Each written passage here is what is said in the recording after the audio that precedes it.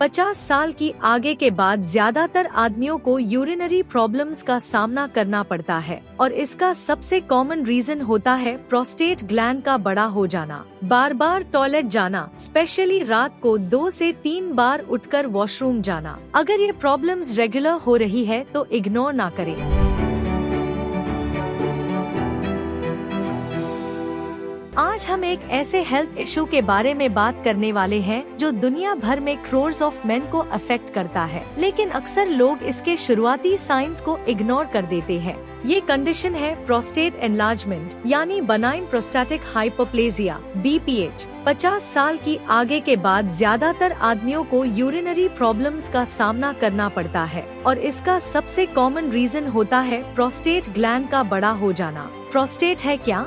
Prostate एक छोटी gland है, रफली एक वॉलनट के बराबर, जो ब्लैडर के नीचे होती है और यूरेथ्रा, जिसे यूरिन पास होता है, उसके अराउंड होती है। इसका काम सेमेन का फ्लूइड बनाना है। आगे बढ़ने पर ये ग्लैंड नेचुरली थोड़ी थोड़ी बड़ी होने लगती है, लेकिन जब ये इतनी बड़ी हो जाए कि यूरेथ्रा को प्रेस करने लगे, टैब यूरिनेशन डिफिकल्ट हो जाता है। एक सिंपल काम जैसे टॉयलेट जाना स्ट्रगल बन जाता है। शुरुआती वार्निंग साइंस: बार बार टॉयलेट जाना, स्पेशली रात को 2 से 3 बार उठकर वॉशरूम जाना, यूरिन का फ्लो धीरे हो जाना या वीक स्ट्रीम, सडन अर्जेंसी और कभी कभी कंट्रोल ना कर पाना, ब्लैडर पूरा एम्प्टी ना लगना, यूरिन रुक रुक कर निकलना या स्ट्रेन लगाना। अक्सर मर्द सोचते हैं कि ज्यादा पानी पिया होगा या ये तो आगे के साथ होता ही है, लेकिन दोस्तों, अगर ये प्रॉब्लम्स रेगुलर हो रही है तो इग्नोर ना करें। एक रियल लाइफ एग्जाम्पल समझिए। राजेश जी 55 साल के हैं। उन्हें लगता था रात में बार बार उठना एक नॉर्मल चीज है।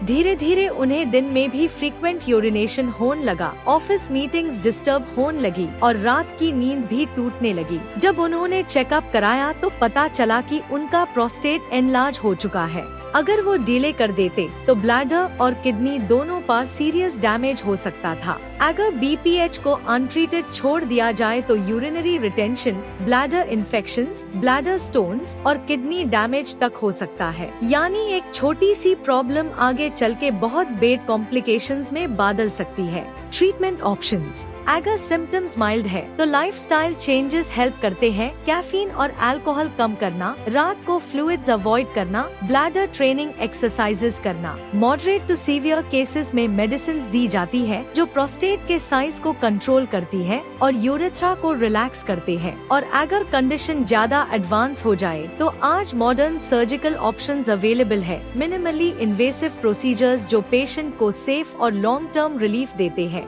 फीलिक्स हॉस्पिटल में आपको मिलेगा complete care, advanced diagnostic tools, latest treatment techniques और एक्सपीरियंस्ड यूरोलॉजी टीम जो हर पेशेंट के लिए पर्सनलाइज्ड ट्रीटमेंट प्लान बनती है। सबसे इम्पोर्टेंट बात यह है कि अगर आपको बार बार यूरिनेशन, वीक स्ट्रीम, अर्जेंसी या ब्लैडर एम्प्टी ना होने जैसा लगता है तो इसे लाइटली मत लीजिए। अर्ली चेकअप आपकी क्वालिटी ऑफ लाइफ को बेहतर बना सकता है और फ्यूचर कॉम्प्लिकेशन से बचा सकता है। तो दोस्तों, अवेयरनेस हाई प्रिवेंशन है। प्रोस्टेट एनलार्जमेंट एक कॉमन इशू है, लेकिन टाइमली एक्शन लेकर आप अपनी हेल्थ और डेली लाइफ दोनों इम्प्रूव कर सकते हो। अगर आप या आपके फैमिली मेंबर को ये सिम्टम्स दिख रहे हैं तो डिले ना करें। फीलिक्स हॉस्पिटल के एक्सपर्ट्स आपके साथ हर स्टेप पर है। अपना ख्याल रखिए, हेल्दी रहिए। अगर ये वीडियो हेल्पफुल लगे तो लाइक और शेयर करें ताकि और लोग भी इस इम्पोर्टेंट हेल्थ इन्फॉर्मेशन का बेनिफिट ले सकें। Are you worried about your health? Subscribe to the Felix Hospital channel for expert guidance and support. And if you are facing any health-related issues, book your consultation with Felix Hospital today.